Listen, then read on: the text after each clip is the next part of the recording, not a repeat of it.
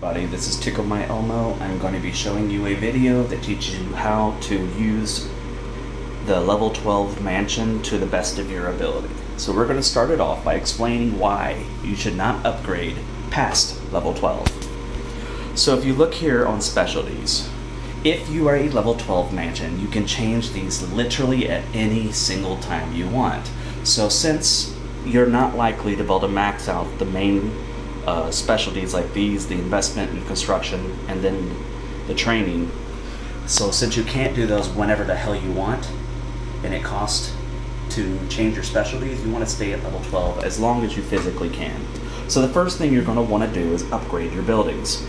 So what I do at the very beginning, since when I go to unlock my T3, the first thing I do is do all of my investments. I put down some training places right here because I'm going to boost my power by training a very large amount of T3. But first, to do that, I gotta prep the account to be able to do T3 and do a large amount of them quickly. So the first thing I'm gonna do is make a bunch of diamond mines. So these will increase my training speed to 202% by making them all level 12. Now keep in mind, I didn't do all of them, just these ones. So these here are my level 12s.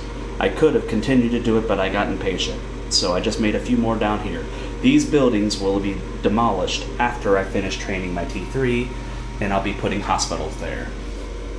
So the goal was to make it to where my training speed was capped out, and that way when I go to do my training during the first strongest leader, I'll be boosting out a very large amount of T3 troops, so that way my account can be combat ready. So underneath the investment tree, the first thing you're going to want to take a look at is, wrong direction. So you want to take a look at investments. So I don't do the most expensive ones because I can only do up to level 12. So the first thing I do is I max out my combat tree, get everything to the maximum possible for a level 12 mansion. This is important because I can change my specs at any time. These investments are very easy and are very good for a beginner. Then I sometimes will start on my lower investment down here, but I really don't bother too much because this is for later on. I'm not really interested in doing these just yet. You want to max out your labor union, get that one to the maximum possible, your logistics, and your supply chain. These are the three ones you want to do on economy. Until those three are maxed out, you don't want to level up past 12. The other thing you want to do is make sure you have a decent amount of troops. Not a crazy amount because you don't want to get so many of them that you get attacked and lose them all. So as you can see here, I have just enough for a full march. Not too bad, right? I wasn't trying to rush them. I just wanted to have enough out to where I can at least help a little bit in my smaller account. Now, the most important thing you need to be doing is using your gold for the faction club.